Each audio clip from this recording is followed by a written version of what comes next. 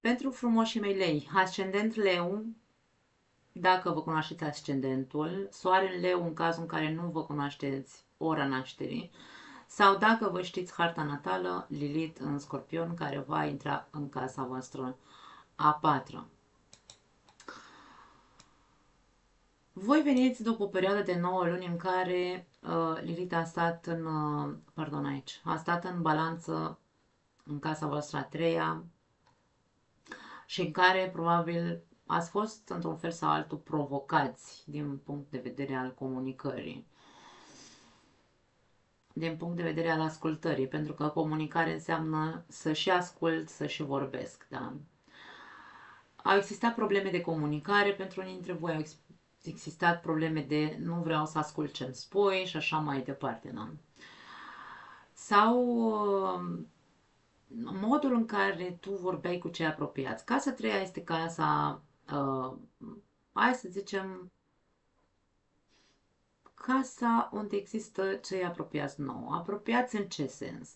Frați, vecini, familie în general, da? Pentru că aceste două case, 3 și 4, sunt legate de familie, bineînțeles. Așadar, tensiunile probabil că au fost din acest punct de vedere, din cauza comunicării neasertive, dacă există acest cuvânt în românește. Acum, Lili trece în casa voastră a patra, casa familiei, casa cuibului, casa trecutului, de ce nu?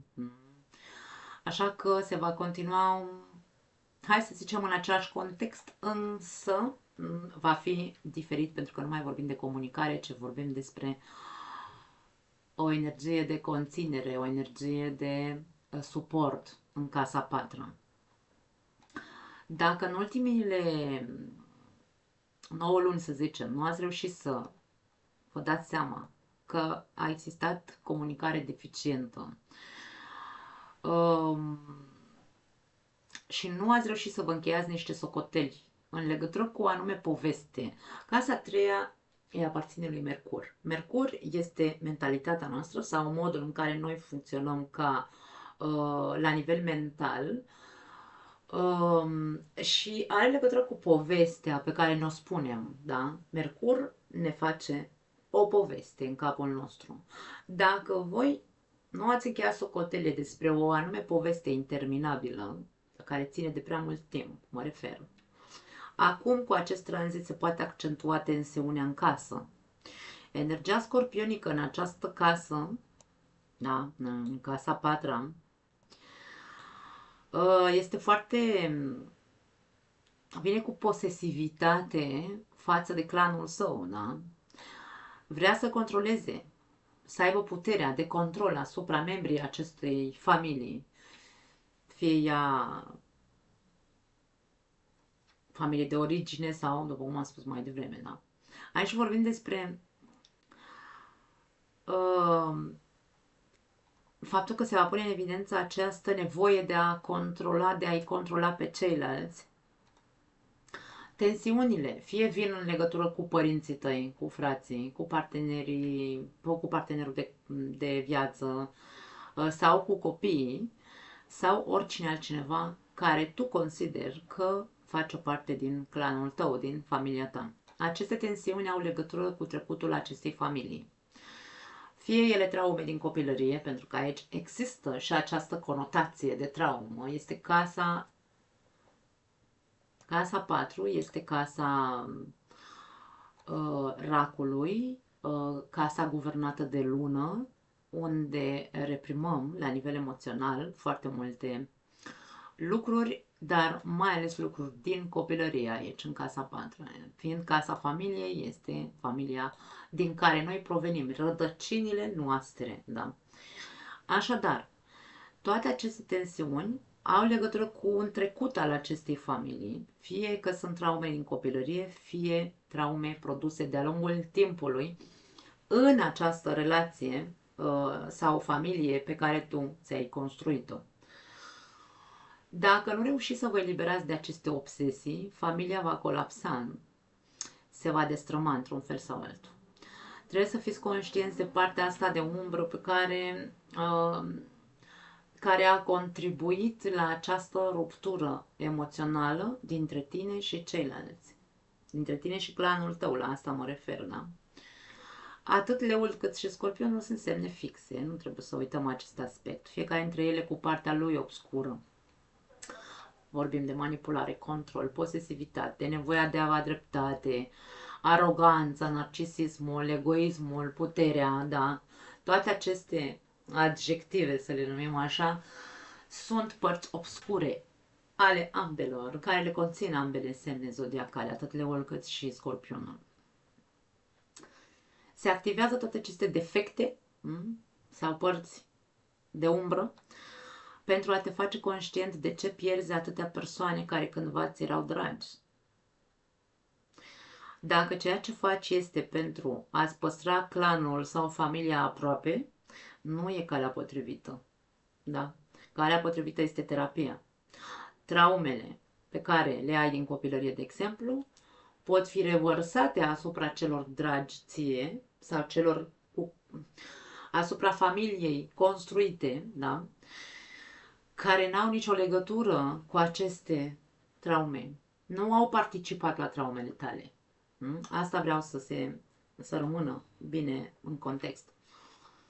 Nu uita ce am zis în introducere, dacă n-ai văzut introducerea, te sfătuiesc să o vezi, pentru că se dau mai multe explicații. Dacă în ultimile luni, cum am zis, nu ți-ai dat seama cât rău ai făcut din punct de vedere verbal în acest clan, e cazul să începi să observi consecințele acum. Se vor evidenția, se vor vedea niște consecințe. Și să schimbi modul în care te comporți cu cei dragi. De foarte multe ori credem că dacă ne comportăm compulsiv, ca niște victime, nu știu, da? Casa 4 este despre a ne victimiza, este o altă casă de apă, nu? În care se instalează toată protecția noastră emoțională și de multe ori reacționăm ca fiind victime în această casa 4. Și atunci când ne comportăm compulsiv ca fiind victime, nu-i facem pe ceilalți să rămână aproape de noi. Dimpotrivă, cu cât mai mult ne victimizăm și încercăm să-i manipulăm emoțional sau, știu și eu, să-i controlăm și așa mai departe, cu atât mai mult celălalt sau ceilalți se îndepărtează de noi. Lilith are o energie extrem de potentă în Scorpion, să nu uităm. Și poate să aducă mult dezastru în foarte multe familii. Dar și, acum vorbim despre distrugere, da? Poate distruge familii, dar te poate autodistruge pe tine dacă continui în același mod. Tu singur te vei distruge la nivel emoțional intern, pentru că e o casă emoțională, te vei autodistruge dacă continui în același fel ca până acum. Trebuie să faci o mare schimbare aici. Casa 4 este despre a te simți în siguranță și confort emoțional. Da? Țineți minte acest aspect. Pozitivul casei a 4 este confortul și siguranța emoțională. Dacă sunteți deschiși să conștientizați răul produs deja în ultimile 9 luni de zile, puteți face o mare schimbare în comportamentul vostru și puteți să aveți toate șansele să vă recuperați înapoi familia. Chiar dacă poate e pe jumătate distrusă sau moartă. Atunci când ne recunoaștem umbra noastră și doare, ne simțim rușinați într-un fel sau altul,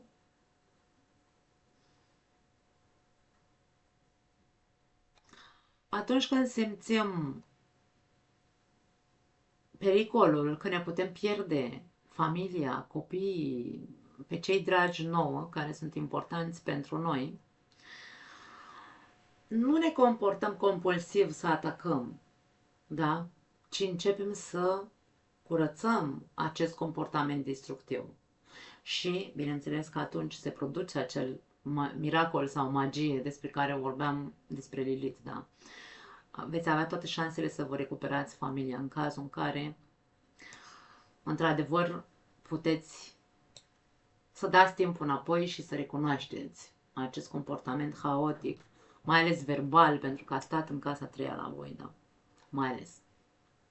Aici a fost ca și cum, cu balanța, e ca și cum tu ai decis în urmă cu câteva luni, alegerea a fost a ta, pentru că balanța ne vorbește și despre alegeri într-un fel sau altul. Casa 3 este casa gemenilor, care ne vorbim tot despre alegeri. Tu ai ales să te comporți așa, consecințele se văd acum, dar poți să faci o mare purificare în tine ca să poți să îți recuperezi această conexiune cu familia. Nu pot să zic altceva, dragii mei. Nu mai am altceva pentru voi. Vă pup și ne vedem în curând. Ciao!